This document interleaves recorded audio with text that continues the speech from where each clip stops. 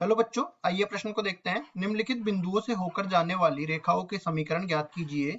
जहां पे दो बिंदु दे रखे हैं 1,2 और 4,7।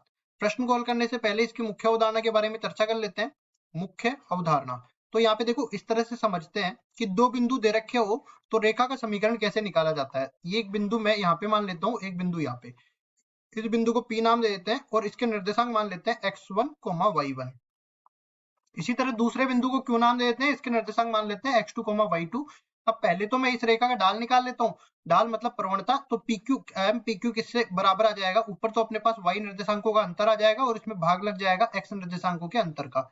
अब ढाल निकल के आ गया और दो बिंदुओं में से कोई भी एक बिंदु मैं ले लेता हूँ, तो रेखा का समीकरण क्या निकल के आएगा, यहाँ पे लिख देते हैं। रेखा का समीकरण ये बराबर हो जाएगा y माइनस y1 और बराबर में एम पी क्यू और गुणा में कितना हो जाएगा x माइनस में x1। यहाँ पे आप y1 और x1 की जगह दूसरा बिंदु x2 और y2 भी लिख सकते थे, तो भी अपने पास समान समीकरण बनती। तो अब चलते हैं सवाल में। सवाल में जैसा कि हमें बोला गया है कि दो बिंदु हमें लेने हैं। पहले बिंदु के निर्देशांक है 1,2 और दूसरे बिंदु के निर्देशांक है 4,7 के बराबर। तो सबसे पहले तो इस रेखा की ढाल निकाल लेते हैं, जो कि बराबर आ जाएगा 7 माइनस 2 बटा में 4 माइनस 1। तो ये अपने पास आ जाएगा, देखो 7 माइनस 2 5 के बराबर, 4 माइनस 1 3 के बराबर, ये आ गया। अब ढाल आ गई तो हम लोग रेखा का समीकरण भी निकाल सकते हैं। लिखते हैं रेखा का समीकरण, रेखा का समीकरण, और ये बराबर आ जाएगा y माइनस y1। बिंदु 1 2 ले लेते हैं इसमें से और ढाल ही आ जाएगी।